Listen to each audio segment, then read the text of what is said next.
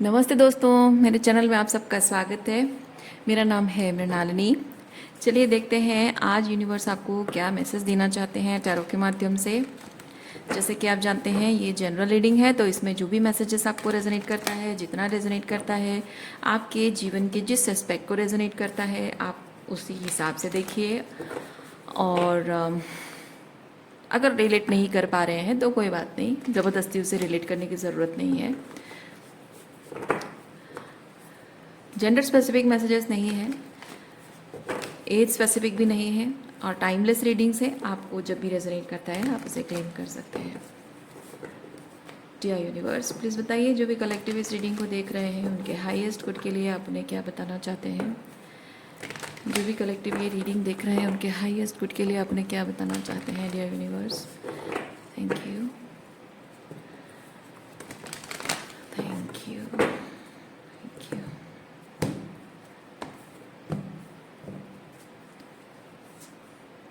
Lovers, we have past life, friendship, okay. Bottom of deck में है participation.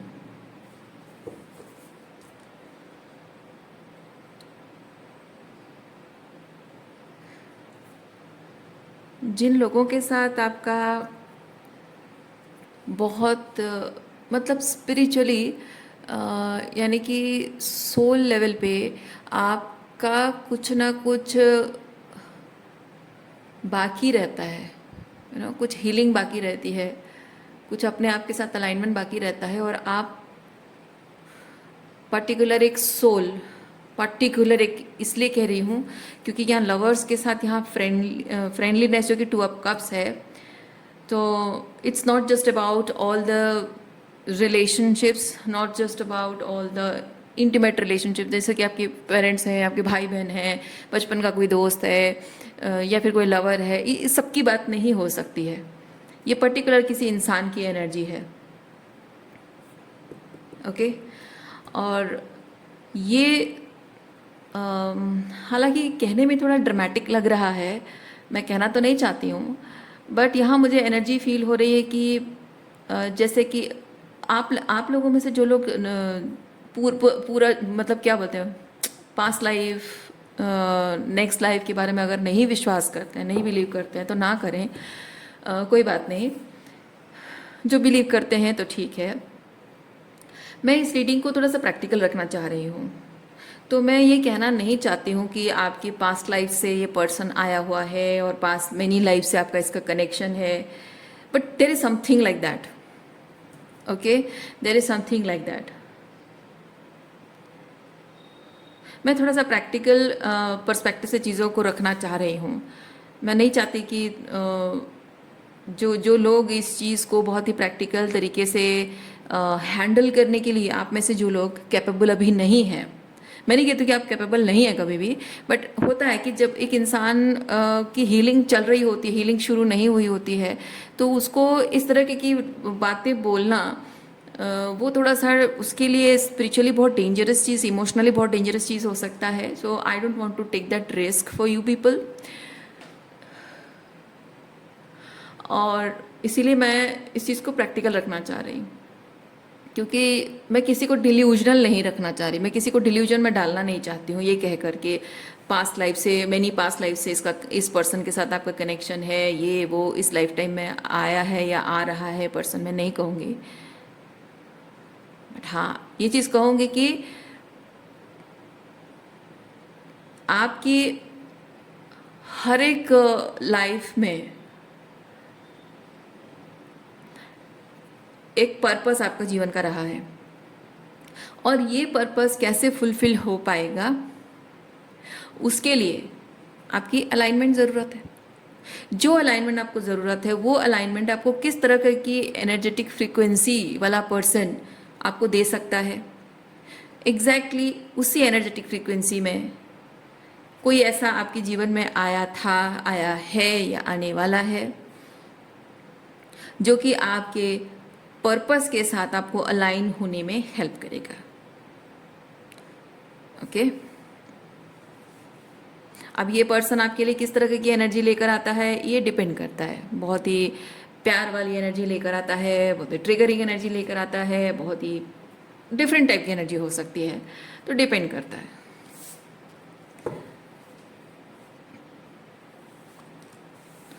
चलिए देखते हैं और क्या मैसेज है।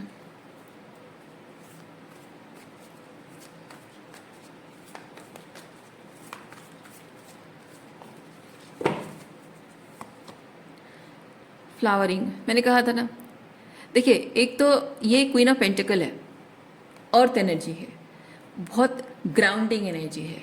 दूसरा चीज़ है फ्लावरिंग, मतलब आप एक कली से फूल खिल रहे हो, आपकी जो पंखुड़ियाँ खुल रही, यानी कि आपका कॉन्शियसनेस राइज हो रहा है, आपकी पर्सनालिटी ब्लॉसम हो रही है, आप इनसाइड आउट पूरी तरह से वो जैसे कि ओपन हो रहे हो यूनिवर्स में। आपका जो पर्पस है उस पर्पस के लिए जैसे ओपन हो रहे हो, दिस इज दैट एनर्जी। और इसी एनर्जी इसी चीज़ के लिए जो अलाइनमेंट आपको चाहिए, उसी अलाइनमेंट को कर पाने मतलब करने में आपको हेल्प करने वाला जो कैटलिस्ट है वो है। ओके अगर आप में से जिनको कैटलिस्ट नहीं पता है, इंग्लिश नहीं जानते हो, तो मैं उनके लिए सिर्फ बता रही हूँ। कैटलिस्ट एक ऐसा चीज़ होता है जैसे कि एक दो चीज़ों को, दो केमिकल्स को जब मिलाते हैं ना, एक केमिकल होता है कि दूसरा केमिकल को प्रभावित करता है, खुद नहीं बदलता है। तो यहाँ वैसी एनर्जी है, कोई ऐसा आपके जीवन में जो कि कैटलिस्ट बनकर आ रहा है, तो आपके स्पिरिचुअल हील अवेकनिंग हो रही है, लेटिंग गो हो रही है, हीलिंग का प्रोसेस स्टार्ट हो रहा है, और आपका हार्ट चक्र ओपन हो रहा है, आपकी अलाइनमेंट हो रही है आपके पर्पस के साथ। ये सब प्रोसेस में वो इस चीज़ से बहुत ही इंडिफरेंट रहेगा। आपका इतना ट्रांसफॉर्मेशन होगा, इतना फर्क पड़ेगा आपकी ज़िंदगी में, और ये पर्सन जो है इसको कोई भी फर्क नहीं पड़ेगा। आपको तो एटलीस्ट नहीं दिखेगा, उसमें क्या फ़र्क पड़ रहा है नहीं पड़ रहा वो अलग बात है, लेकिन आपको तो नहीं दिखेगा कभी भी। और आपको ना दिखना ज़रूरी है ताकि आप इस पर फोकस कर सकें, ना कि उस पर फोकस करें, क्योंकि आपका पूरा फोकस आपके पर्पस के साथ अलाइनमेंट है, अपने आप के साथ अलाइनमेंट में आना है। उसकी ज़िंदगी में क्या हो रहा है, वो क्या सोच रहा है, वो क्या चाह रहा है, ये सोचना आपका काम नहीं है। अगर उस पर आप फोकस करेंगे, बहुत ज़्यादा आप उस पर एनर्जी डालेंगे, आप अलाइनमेंट में नहीं आ पाएंगे, आपकी हीलिंग नहीं हो पाएगी। ये चीज़ हो रही है। ओके और देखते हैं क्या एनर्जीज है आपके लिए।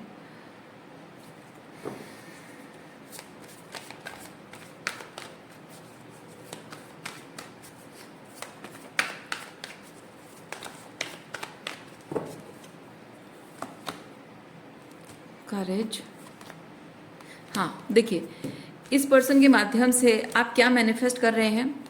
जैसे कि ये पौधा यहाँ पे इतने मतलब सॉलिड एकदम कॉम्पैक्ट जगह है जहाँ पे एक पौधे के ग्रो होने की, जीवन की संभावना है ही नहीं, और ऐसे में वो जीवन संभव भी है। कहने का मतलब है कि यहाँ सर्वाइवल भी है और थ्राइव करना भी है।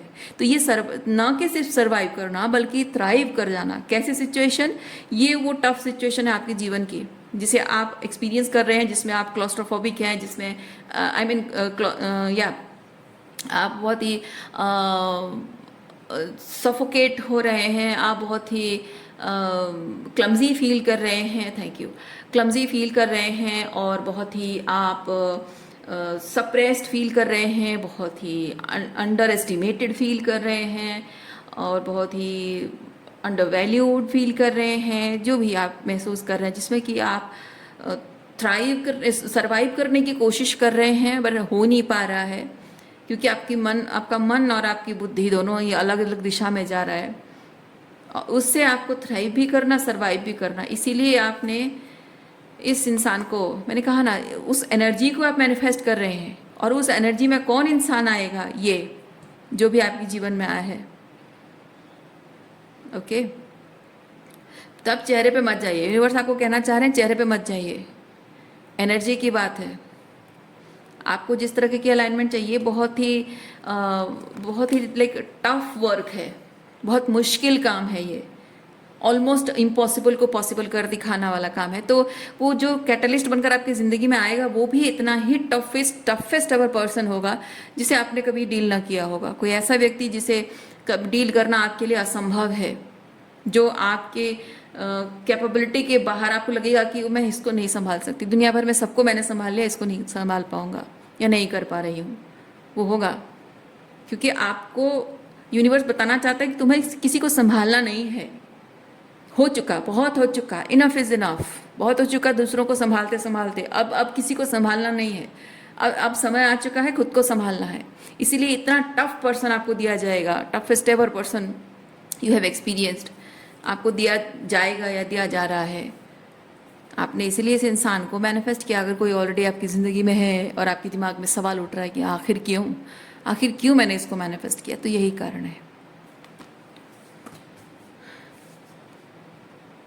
ये जो पास्ट लाइफ कार्ड है ना, past life card basically past life Karma को भी बताता है, और साथ ही साथ आपके सबकॉन्शियस में जो फियर्स हैं, इनसिक्योरिटीज़ हैं, और बहुत सारे ऐसे बिलीफ सिस्टम हैं जो कि सबकॉन्शियसली हैं और आपके जैसे जीवन का एक अभिन्न अंग बन गया है। जैसे आपको समझ में भी नहीं आ रहा है कि आप अनकॉन्शियसली कोई चीज़ें करते जा रहे हो, कुछ बोलते जा रहे हो, किसी सर्टन तरीके से बिहेव करते जा रहे हो, आपको खुद भी नहीं पता है कि वो आपका नॉर्मल नहीं है, that is not real you.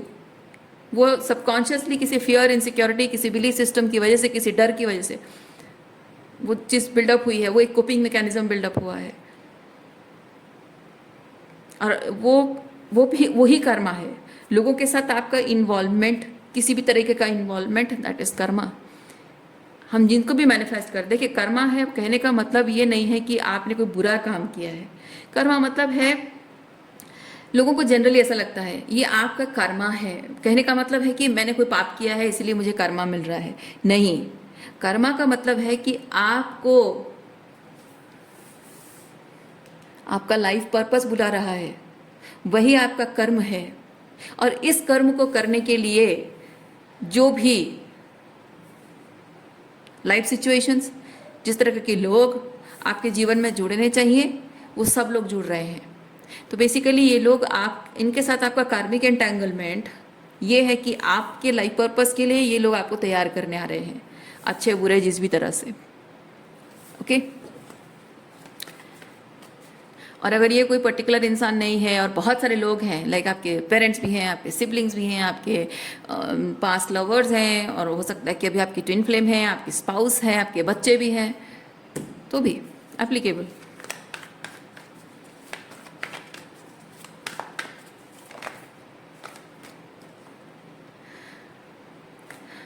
जो कुछ भी चीज़ से आप बॉन्डेड हैं, बंधे हुए हैं, लोगों से, रिश्तों से, मतलब लोगों से आपकी भावनाएं जुड़ी हैं, लोगों को वो लाइक करते हैं, लव करते हैं, या फिर कोई रिस्पॉन्सिबिलिटी जुड़ी हुई है, लाइक इमोशनली, या फिर कोई टैग है, जो भी है, जिस भी तरह से जुड़े हुए हैं आप, किसी चीज़ को होल्ड करके रखना आपसे हो ही नहीं पा रहा है।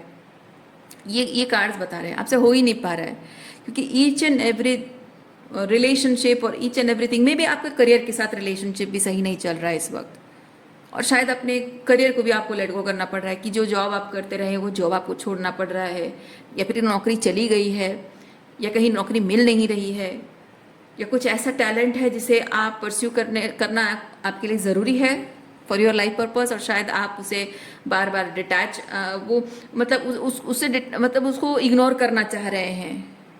और ऐसा हो सकता है, डिटैचमेंट वर्ड क्यों आया, क्योंकि मैं फील कर रही हूँ आप जितना ज़्यादा कुछ अलग चीज़ में अपना मन लगाने की कोशिश कर रहे हैं, आपका मन उसमें लग नहीं रहा है, क्योंकि ये जो भी आपका लाइफ पर्पस है ना, ये लाइफ पर्पस अंदर से इतना ज़्यादा आपके जैसे आपका सोल एसेंस कहिए, आपके दिल की धड़कनों से रेजोनेट होना, वो चीज़ जो हो रही है ना, तो ये आपको ऑटोमेटिक बाकी सारी चीज़ों से डिटैच कर दे रहा है।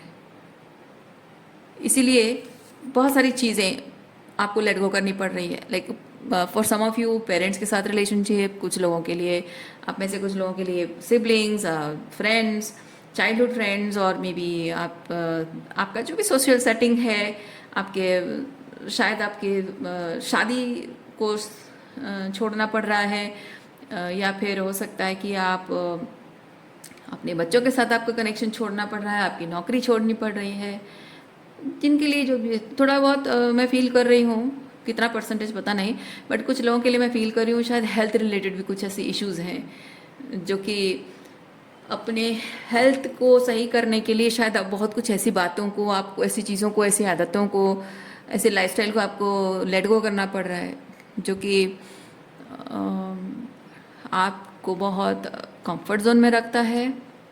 और आप लोगों में से कुछ लोगों के लिए मैं फील करती हूँ वो आपको आपके कंफर्ट जोन से पुश कर रहा है बहुत बहुत बुरी तरह से। लाइक आई मीनिंग आप में से कुछ लोग हैं जिनके फैमिली में सब कुछ अच्छा चल रहा है, लेकिन हो सकता है सम हैबिट्स और सम लाइफस्टाइल इश्यूज समथिंग है जो कि आपके परिवार वालों की एक तरह की लाइफस्टाइल है और आपकी एक अलग टाइप की है, या सबके खान पान का तरीका अलग है, आपका अलग है, या फिर लोगों को भीड़ भाड़ ग्रुप में रहना पसंद है, क्राउड पसंद है और आपको अकेले रहना पसंद है।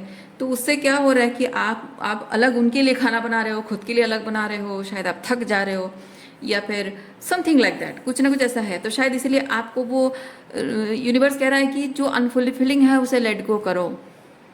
आप अगर सोच रहे कि नहीं यार मैं थक जा रही हूँ इसलिए मैं जो बनता है वही खा लेती हूँ, ये सबके लिए जो बन रहा है मैं वही खा लेती हूँ, पर यूनिवर्स कह रहा है कि नो, वो अनफुलफिलिंग है, चाहे थोड़ा मेहनत करना पड़े, उनके लिए अलग से बनाओ, खुद के लिए अलग से बनाओ। और अगर आप थक जा रहे हो तो यूनिवर्स शायद आपको ये भी कहना चाह रहा होगा कि आप उनके लिए जितना बेसिक है करो, और हो सकता है कि आप उनके लिए उनसे थोड़ी हेल्प भी ले सकते हो। माइक्रो मैनेजमेंट आपको करने की ज़रूरत नहीं है, और इतना परफेक्शनिस्ट भी बनना नहीं है कि हाँ सबके लिए 10-12 आइटम्स बनाते हो रोज़ और इसलिए आप थक जाते हो और अपने लिए बनाने के लिए कुछ नहीं टाइम होता है तो जो है खा के फिर तबीयत खराब कर लेते हो। तो शायद आपको यूनिवर्स कह रहा हो कि नहीं, आप बेसिक जितने में चलेगा उतना करो, इतना 10-12 आइटम बनाने की ज़रूरत नहीं है। वो आदत बदलना जो कि डिफ़िकल्ट है, यहाँ पे आप देख रहे हैं ना, करेज, हिम्मत की ज़रूरत है। ये बेसिकली लड़कियों के लिए, लेडीज़ के लिए चैलेंजिंग हो जाता है। ससुर को एक टाइप का पसंद है, सास को एक टाइप, देवर को पसंद है, पति को पसंद है, ननद को पसंद है, बच्चों को पसंद है, सबकी पसंद का कुछ ना कुछ बनना ज़रूरी है। नहीं बना तो मुंह बना के लोग बैठ जाएंगे। पर नहीं, जितने आपकी स्ट्रेंथ है, मतलब जितना स्ट्रेंथ है उतना नहीं करना है, जितना आपको लगता है कि हाँ इतना ही कर पाऊंगी। क्योंकि आपको क्या है ना, आपको मेन आपका पर्पज़ ये नहीं होना चाहिए कि आप पहले पूरा एनर्जी वहाँ डाल दो फिर अपने लिए सोचो। नहीं, आपको यूनिवर्स कह रहा है कि पहले अपने लिए कितना एनर्जी चाहिए वो पहले कैलकुलेट कर लो, पहले हिसाब कर लो, उतना एनर्जी अपने खुद के वेलबींग के लिए डाल दो। और बाकी जितनी एनर्जी बचती है, थोड़ा टाइम रेस्ट के लिए भी चाहिए, और थोड़ा टाइम और एनर्जी उनके लिए भी चाहिए, तो परिवार के लिए भी जो भी करना है, तो उसमें जितना कर सकते हो उतना करो। किसी को पसंद आए नहीं आए, जो सही मायने में प्यार करते हैं ना, दे विल अंडरस्टैंड कि हाँ आप बहुत काम करके थक जाते हो। जो सच्चे दिल से प्यार करते हैं, जो कोऑपरेट करना चाहते हैं, रिलेशनशिप निभाना चाहते हैं, वो हेल्प करते हैं, वो समझते हैं और हेल्प करते हैं। ऐसा नहीं कि हाँ आपको बस बैठ के कंप्लेन ही करते रहें, है ना। आपको बोलने की ज़रूरत नहीं पड़नी चाहिए कि मेरे लिए ये चीज़ कर दो, मेरे लिए वो कर दो, या फिर मैं थक गई हूँ आके थोड़ा हेल्प कर लो। नहीं, वो जो प्यार करता है ना उसको दिखता है ये चीज़ कि नहीं अकेले कितना करेगी, वो empathy, that is the thing. तो मैं सिर्फ किचन का एग्जांपल आपको दे रही हूँ ऑब्वियसली, क्योंकि ये डे टू डे लाइफ में लेडीज़ का एक कॉमन इशू है। बाकी दूसरे एस्पेक्ट भी हो सकते हैं आपकी, जैसे वर्क प्लेस में हो रहा हो, ऑफिस में माइक्रो मैनेजमेंट करते हो, या फिर कुछ और डिफरेंट चीज़ें हो सकती हैं। इफ़ रिक्वायर्ड आपको हेल्प की ज़रूरत है, लोगों को कहिए, बताइए कि मैं अकेले नहीं हैंडल कर पा रहा हूँ, क्योंकि ये ना बहुत लोगों की एनर्जी है। ओके, साथ में मिलकर काम करना, कोई भी चीज़ एस्टैब्लिश होगी और कोई चीज़ ठहराव किसी चीज़ में रहेगा, कोई चीज़ ग्राउंडेड रहेगा, कोई चीज़ में स्टेबिलिटी रहेगी, किसी चीज़ में बरकत आएगी, उसके लिए अकेले नहीं, साथ मिलकर करना, वो एनर्जी है। तो यहाँ आपको यूनिवर्स ये भी बता रहा है कि अकेले अकेले बैठ के नहीं करना है, ठीक है। पत्थर तोड़ छप्पर फाड़ अकेले काम नहीं करना है। लोगों को बोलना है कि भाई मेरा अपना खुद का लाइफ भी है, मेरा खुद का भी एक एनर्जी लेवल है, मुझे भी थोड़ा रेस्ट चाहिए, मुझे मेरा काम भी करना है, अपने एट्सेट्रा काम पे ध्यान भी देना है। सो ये चीज़ें मैं इतना कर पाऊँगा, ये कर पाऊँगी, बाकी सारा तुम देख लो। That is the thing you need to do. Universe आपको वो चीज़ बता रहा है। ओके, इससे क्या होता है ना, लोगों के असली चेहरे समझ में आते हैं। ठीक है, ये चीज़ करने से लोगों का असली कैरेक्टर समझ में आता है। और उससे क्या होगा, उससे ये चीज़ होता है कि ये जो है ना, किसके साथ आप कितने क्लोज एक्चुअली हैं वो रियलाइज़ होता है। आपको हमेशा लगेगा कि यार ये तो मेरे दिल के बहुत करीब है। हाँ, आपके दिल के करीब बहुत सब लोग हैं, लेकिन उनके दिल के करीब आप कितने हो वो नहीं समझ में आता है। क्योंकि आप जब मीठी मीठी बातें कर रहे हो, उनके लिए सब कुछ कर रहे हो, जो बोले वो सब कुछ कर रहे हो, उनका कुछ बोलना नहीं पड़ रहा है और कर रहे हो, तब तो लोग अच्छी अच्छी बातें करेंगे, चिकनी चुपड़ी बातें करेंगे, और आपको लगेगा कि हाँ मैं उसके दिल के बहुत करीब हूँ, मैं उसके लिए ख़ास हूँ। लेकिन जब आप ये चीज़ करोगे ना, आप उनसे कहो कि भाई मेरी इतनी कैपेबिलिटी है, मुझे अपना भी काम करना है, थोड़ा रेस्ट भी चाहिए, थोड़ा मी टाइम चाहिए, और अपने ग्रोथ के लिए, अपने mental emotional and spiritual growth, अपने हेल्थ के लिए, बेटर हेल्थ के लिए, इस सब चीज़ों के लिए मुझे टाइम चाहिए, एनर्जी चाहिए, और उसके बाद ये इतना मैं कर सकता हूँ तुम लोगों के लिए, बाकी सब संभालो। ये कहना और जताना, ये चीज़ ना लोगों को, सामने वाला जो है ना उसको बहुत ऑफ गार्ड फील होता है। आपको भी लगेगा कि हाँ भाई क्या सोच रहा है मेरे बारे में, क्या सोचेगा मेरे बारे में, बुरा मन जाएगा, और सामने वाला भी फील करेगा ऑफ गार्ड, क्योंकि वो पकड़ा जाता है, वो पकड़ा जाता है वहाँ पे। अगर वो एक्सेप्ट कर ले चीज़ कि हाँ हाँ कोई बात नहीं कोई बात नहीं, दैट मीन्स वो रियली फील करता है। और हो सकता है कि उसे समझ में पहले ना आ रहा हो, आपके बोलने पे उसे समझ में आ रहा है कि अच्छा अच्छा, अरे हाँ हाँ ऐसी प्रॉब्लम है। लेकिन जो लोग सही मायने में आपका ये अच्छेपन का फ़ायदा उठा रहे हैं ना, उनका एनर्जी समझ में आ जाता है। और यही यही तो चीज़ है कि किनके आपके दिल के करीब तो बहुत लोग हैं, लेकिन आप किनके दिल में बसते हो, किनके लिए ख़ास हो, ये उसी से समझ में आएगा। क्रिएटर एंड वी हैव, देखिए रिसेप्टिविटी, मतलब यहाँ आप हमेशा गिविंग एनर्जी में रहे हैं, अब आपके रिसीव करने का टाइम आया है, और वो रिसीव करने के लिए आपको अकॉर्डिंगली अपना एनवायरनमेंट क्रिएट करना होगा। अब आप जो डिजर्व करते हैं, अब तक आपने कुछ भी रिसीव नहीं किया है, और वो रिसीव करने के लिए आपको अपनी पावर क्लेम करनी होगी। किंग एनर्जी है, किंग ऑफ वॉन्ड्स, यानी कि क्रिएट करना, क्रिएटर है ना, क्रिएट करना है, वैसा एनवायरनमेंट क्रिएट करना है अपने एक्शन के थ्रू। बोलने से नहीं होगा, ये जो बातें मैं बोल रही हूँ ये बोल देने से नहीं होता है। आप बोल दोगे फिर आप सोचोगे अरे यार मैंने कुछ ज़्यादा ही बोल दिया, नहीं बोलना चाहिए, चलो ठीक है मैं इसके लिए थोड़ा ये कर देती हूँ वो कर देती हूँ। हाँ, तब तो आपने एक्शन नहीं लिया ना, आपने सिर्फ बोल दिया लेकिन एक्शन नहीं लिया। पर ये एक्शन में इम्प्लीमेंट करना है, क्योंकि ऐसा क्या होता है ना कि आप जब बहुत ज़्यादा ओवर एक्सटेंड कर रहे हो अपने रिलेशनशिप्स में, हर चीज़ में आप माइक्रो मैनेजमेंट कर रहे हो, सबकी सारी प्रॉब्लम फिक्स कर रहे हो, ऐसे में क्या होता है आप एनर्जेटिकली ड्रेन हो जाते हो, इमोशनली ड्रेन होते हो, फिर भी करते रहते हो। लोग आपको फॉर ग्रांटेड लेना शुरू करते हैं। लोगों को लगता है कि हाँ ये थोड़ी सी, शायद थोड़ा सा दूसरा कुछ चीज़ को लेकर टेंशन है इसीलिए ऐसी बड़बड़ा रही है, या फिर हाँ इसका कुछ चल रहा होगा दिमाग में, कुछ इमोशनल है, या किसी से कोई झगड़ा हुआ है शायद इसीलिए इसे बोल रही है, या किसी चीज़ को लेकर याद करके मूड ऑफ हुआ होगा। हाँ वो ठीक हो जाएगा धीरे अपने आप, जब मूड ठीक हो जाएगा तो फिर अपने आप ये सारा काम वो खुद ही संभाल लेगी, मुझे बस ऐसे ही बोल रही है, थोड़ा फ्रस्ट्रेटेड, शायद काम करके थक गई है, फ्रस्ट्रेटेड होकर बोल रही है, फिर अपने आप कर लेगी या फिर कर लेगा जो भी है। तो वो जो आदत आपकी है ना माइक्रो मैनेजमेंट करने की, उनकी प्रॉब्लम फिक्स करने की, आप इतना ज़्यादा अपने आप को ओवर एक्सटेंड करते करते करते करते ये चीज़ कर रहे हो कि उनकी इतनी आदत हो गई है कि आप अगर बोलोगे भी तो वो इस को बहुत ईजीली इग्नोर कर देंगे कि हाँ थोड़ा मूड ठीक हो जाएगा तो फिर वो संभाल लेगी, मुझे ज़रूरत ही नहीं है। बट आपको एक्शन में दिखाना है, क्योंकि जब वो चीज़ करने का समय आएगा ना, तो आप जब उतना ही करेंगे जितना आप कर सकते हैं, और बाकी चीज़ बोलेंगे कि बाकी सारा तुम कर लो, या फिर मेरा पार्ट ये है मैंने किया, बाकी जो हिस्सा है वो तुम्हारा है, या फिर तुम्हें करना चाहिए तो तुम करो, है ना। तो वो आपके एक्शन में जब दिखता है तब लोगों को, I mean people take you seriously only in that, like only at that time people take you seriously कि अरे ये क्या बोल गया, seriously, is she serious about it, क्या वो सीरियस होके बोल रहा है? मुझे तो लगा था ऐसे ही बोल रहा है ना? आपके एक्शन से वो दिखेगा, खाली बोल देने से नहीं होगा। इसीलिए यहाँ पे क्रिएटर, किंग ऑफ वॉन्ड्स आया है। कहने को आप कहोगे किसी पर्सन के साथ आपका बहुत झगड़ा चल रहा है, वो आपको समझ नहीं रहा है, बार बार कहोगे कि मैं जा रही हूँ तुम्हें छोड़कर, और मैं अब मुझसे नहीं हो पाएगा, और मैं बहुत थक गई हूँ, ये वो। लेकिन आप फिर से 2 दिन बाद फिर आप गुस्सा ठंडा, मतलब आपका गुस्सा ठंडा हो जाता है, या फिर उन पर फिर कुछ याद आता है, फिर प्यार बरस पड़ता है, आप चले जाते हो, पूछते हो, ख्याल रखते हो, ये उसकी तबीयत खराब होगी, उसका बर्थडे है, ये वो, आप कुछ ना कुछ करने लग जाते हो। तो उसको लगता है कि अभी गुस्सा थी, नाराज थी 2 दिन पहले, अभी देखो फिर वापस आ गई, मतलब ये जाने वाली है नहीं कहीं।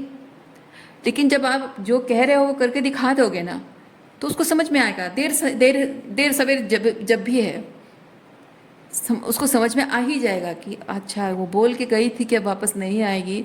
6 महीने हो गए, 8 महीने, 10 महीने हो गए, 2 साल हो गए, 4 साल हो गए, 6 साल हो गए, आई नहीं, मतलब अब तो नहीं आएगी, मतलब वो सच में सीरियस होके गई थी। Now people will start taking you seriously. और ये सिर्फ रोमांटिक रिलेशनशिप की बात नहीं है, हर रिलेशनशिप में, हर एस्पेक्ट में है। Because people have been taking you for granted.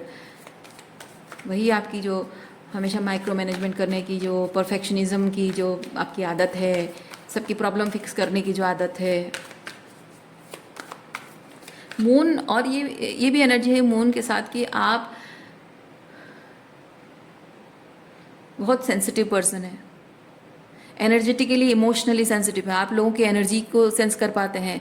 कोई मुंह फुला के बैठा है, कोई चुपचाप है, कोई क्या है, कैसी एनर्जी है, वो भले कुछ ना बोले, है ना। कोई बोल रहा है कि नहीं कोई बात नहीं सब ठीक है, लेकिन उसकी एनर्जी से आपको समझ में आता है कि ज़रूर कुछ ना कुछ प्रॉब्लम है। एनर्जेटिकली सेंसिटिव है, इमोशनल सेंसिटिव भी हैं आप। तो आपकी वही जो सेंसिटिविटी है, प्रॉब्लम ये हो रही है कि आप अपनी उस सेंसिटिविटी को गलत तरीके से इस्तेमाल कर रहे हैं। हो सकता है आपको बचपन से सिखाई गई हो, आपकी उस इमोशनल सेंसिटिविटी को वो अपने फेवर में इस्तेमाल करना चाहते रहे हो, और इसीलिए आपको सिखाई गई है बाउंड्रीज। बाउंड्री होता है, माँ की जिम्मेदारी होती है बच्चों को बाउंड्री सिखाना। ओके, ये फेमिनाइन एनर्जी है बाउंड्रीज। तो एक माँ की जिम्मेदारी होती है बच्चों को सिखाना व्हाट इज बाउंड्री। अपने आप को प्रोटेक्ट करना एक फादर सिखाता है, अपनी पावर को क्लेम करना फादर सिखाता है, बाउंड्रीज की रिस्पेक्ट करना, अपनी ग्रेस एंड डिग्निटी मेंटेन करना वो माँ सिखाती है। शायद वो इशू है क्योंकि ये मदर कार्ड भी है, मून है कैंसरियन एनर्जी है, वो फेमिनाइन एनर्जी है, ठीक है। ये मदर इश्यूज़ को भी बताता है। मे बी आपकी मदर के साथ आपके इश्यूज़ हैं, शायद आपकी मदर के ऊपर आप बहुत को डिपेंडेंट हैं, या आपकी मदर आपके ऊपर को डिपेंडेंट है, या फिर मदर से आपको हमेशा वैलिडेशन चाहिए होता है। तो बेसिक मैसेज ये आपकी मदर की शायद ऐसी होती होगी कि हाँ बेटा तू सही है, बेटा या बेटी जो भी है, हाँ बेटा तू सही है और बाकी दुनिया बुरी है। तो उसमें क्या होता है कि ना तो माँ आपको बाउंड्री सिखा रही है, और बाउंड्रीज मेंटेन करना आपको नहीं आता है, तो आप बुरे लोगों से जूझ रहे हैं या फिर आपका फ़ायदा उठाने वाले लोगों से जूझ रहे हैं, तो आपको शैडो वर्क भी नहीं करवा रही है ना। आपका ईगो बूस्ट कर रही है, आपको शैडो वर्क भी नहीं करवा रही है, जिससे कि आप अपने आप को इमोशनली बाकी एनर्जेटिकली बाकी लोगों से कैसे प्रोटेक्ट करो, कुछ भी नहीं।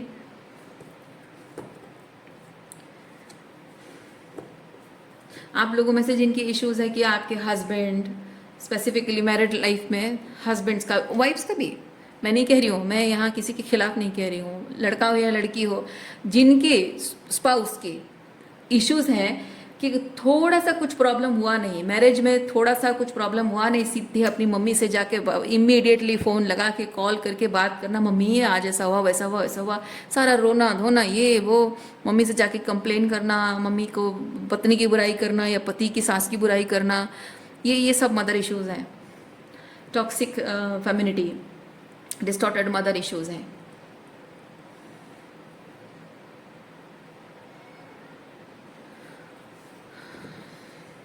और यही कारण है कि आप यहाँ सिर्फ दुखी होकर, डिसअपॉइंटेड होकर, हर्ट होकर आप बोल देते हैं लेकिन एक्शन नहीं लेते हैं। इसीलिए आप जो ट्रूली डिजर्व करते हैं रिसीव नहीं करते हैं, या फिर हम कह सकते हैं कि कोई आपको सीरियसली नहीं लेता है।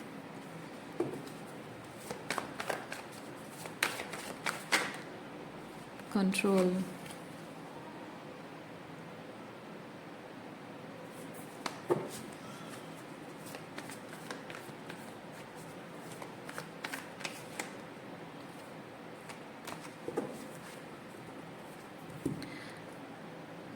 आप अपने नेचर में थोड़ा सा ऑब्जर्व कीजिए कि जब आप किसी से बहुत अच्छी एनर्जी पाते हो, पूरे बहाव के साथ नदी जैसे पूरा एकदम बाढ़ में जैसे पूरा फुल स्पीड बह जाती है, वैसे आपका प्यार उनके लिए बह जाता है।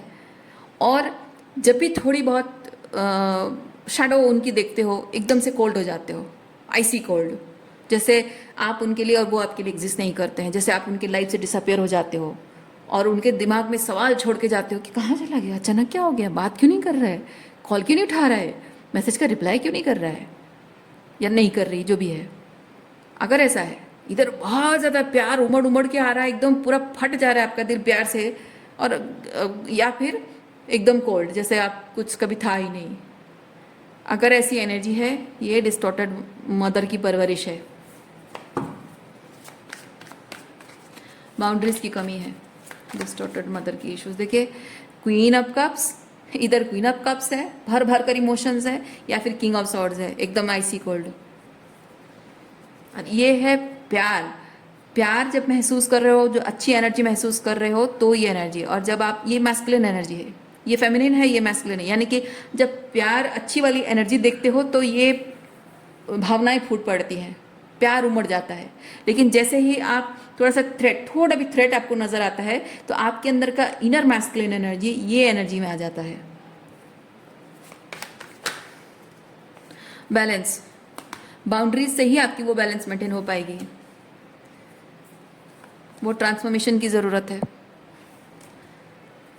आप अब तक जैसे भी रहे हैं, चाहे इस एनर्जी में डिस्टॉर्टेड रहे हैं, इस एनर्जी में डिस्टॉर्टेड रहे हैं, आपने पास्ट में गलतियां की हैं, पास्ट आपकी अटैचमेंट स्टाइल क्या थी, पास्ट में आपने अपने आप के साथ क्या गलत होने दिया, या फिर पास्ट में आपने अपने आप के साथ क्या गलत किया, या किसी और के साथ गलत किया, वट जो भी अतीत में आपके द्वारा आपके साथ जो भी गलत हुआ है, सब चीज़ों का गिल्ट लेकर आप इस वक्त जी रहे हैं।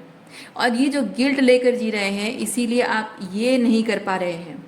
प्रॉब्लम ये हो रही है कि ये जो गिल्ट है, आप जब अपने आप को हमेशा दोष दे रहे हैं कि ये गलत मैंने कर दिया, तो गलत एक दो चीज़ें हैं। एक है मैंने गलत कर दिया, लेकिन अब मैं अपनी गलती को सुधारूंगा। दूसरा है मैंने गलत कर दिया तो मैं सज़ा डिजर्व करता हूँ या करती हूँ। तो जो भी मेरे साथ हो रहा है, जो भी गलत मेरे साथ हो रहा है, ये सिर्फ मेरे उस गलती की सज़ा है, तो मैं ये सज़ा डिजर्व करता हूँ, तो मैं ये सज़ा पाता रहूँगा, ये मेरे कर्मों का फल है। फर्स्ट वन एम्पावर स्टेटमेंट है, दूसरा वाला डिस्टॉर्टेड स्टेटमेंट है। अगर आप पहला स्टेटमेंट कर रहे हैं कि मैंने गलती की है, लेकिन मैं अपनी गलती अब सुधार के रहूँगा, कुछ भी हो जाए, एम्पावर स्टेटमेंट, आप सही राह पर हैं, आप ये क्रिएट करने की राह पर हैं।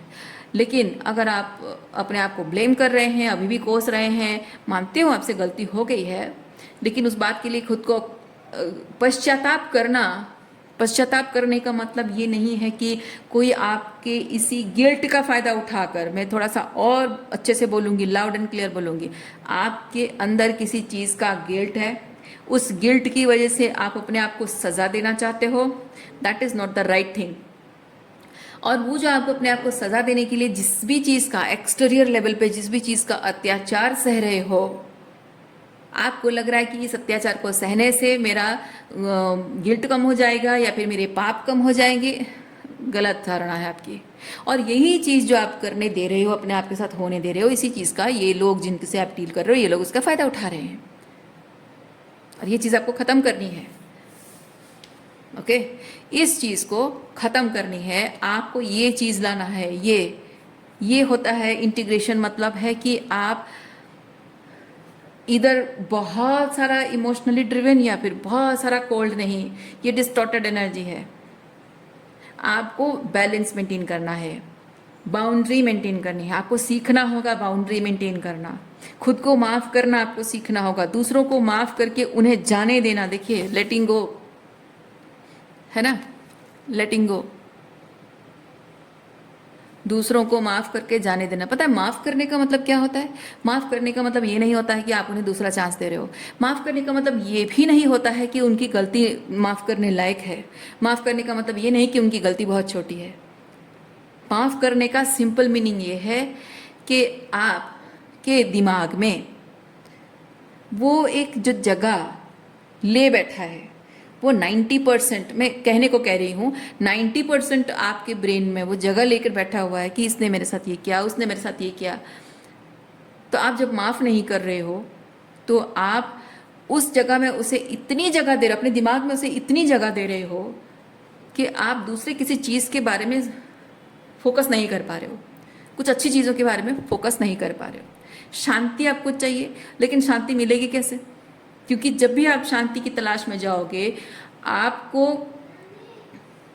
ये चीज़ें हॉन्ट करेगी। क्योंकि ज़िंदगी में कुछ ऐसे परिस्थितियाँ होती हैं, कुछ ऐसे अनुभव होते हैं जो अच्छी मेमोरीज देते हैं, और वही अनुभव आपको बुरी मेमोरीज देते हैं। जब आपने हीलिंग नहीं की है, आपके मन में वो अपने आप वो सेंस ऑफ प्रोटेक्शन अगर आपने अंदर बिल्ड नहीं किया है, तो उसमें आप अच्छी मेमोरीज कैसे बनाएंगे?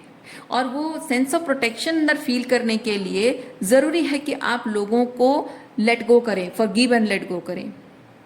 तो जब आप उनको फॉरगिव करोगे, लेट गो करोगे, तभी जाकर आप अपनी नई जिंदगी की नए तरीके से, अच्छे तरीके से शुरुआत कर सकोगे। ओके, वो चीज़ें यहाँ पे ये बदलना है आपको। ट्रांसफॉर्मेशन डेथ कार्ड है ये, डेथ एंड ट्रांसफॉर्मेशन। ये बेसिकली चीज़ बताता है कि जो चीज़ आपके ज़िंदगी को, आपके हाईएस्ट गुड को बिल्कुल भी रेजोनेट नहीं करता है, उसे पूरी तरह से दफना देना, ख़त्म कर देना अपनी ज़िंदगी से। ओके, पूरी तरह से उसे ख़त्म कर देना, उसके पूरे अस्तित्व को मिटा देना।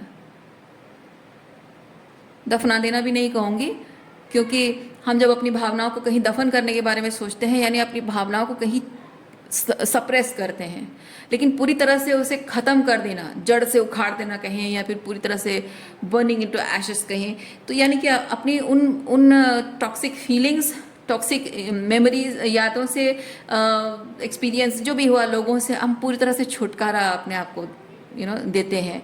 तो वो क्या होता है, वो बाहरी तौर पे होने से पहले इंटरनल लेवल पे होना, ये बाहरी तौर पे होने से पहले इंटरनल लेवल पे होना ज़रूरी होता है।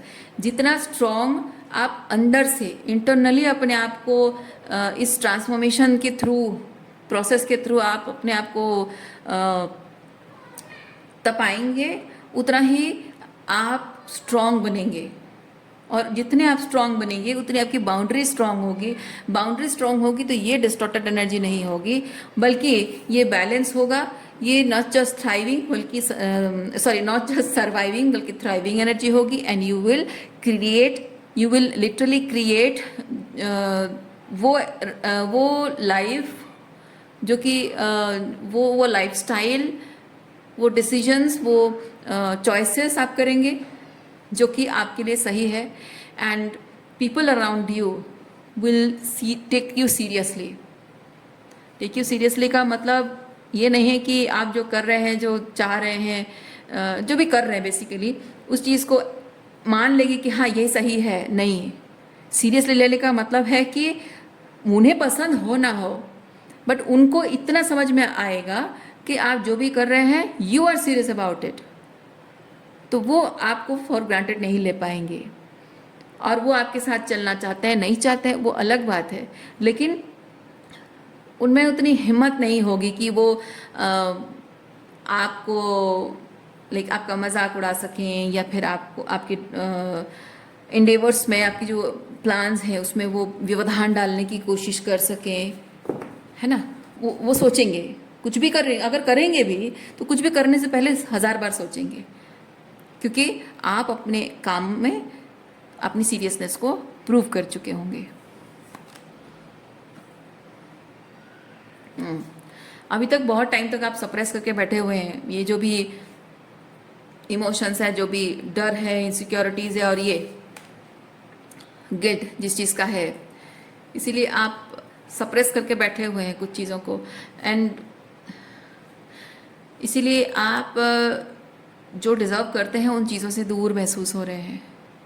मतलब महसूस अपने आप को महसूस कर रहे हैं दूर। मतलब आपकी जो खुशी है, हेल्दी रिलेशनशिप है, अच्छा जॉब है, पैसा है, आपकी गुड हेल्थ है, या फिर वो खुशी, वो शांति, जो भी आप महसूस करना चाह रहे हैं, उस चीज़ से आप दूर महसूस कर रहे हैं, क्योंकि जिस चीज़ को बाहर लाकर प्रोसेस करना चाहिए उसे आप अंदर सप्रेस कर रहे हैं। आज के लिए इतना ही है। उम्मीद करती हूँ इस रीडिंग आपको पसंद आई होगी। मैं आपको नेक्स्ट रीडिंग में मिलती हूँ। अपना ख्याल रखिए, खुश रहिए, बाय।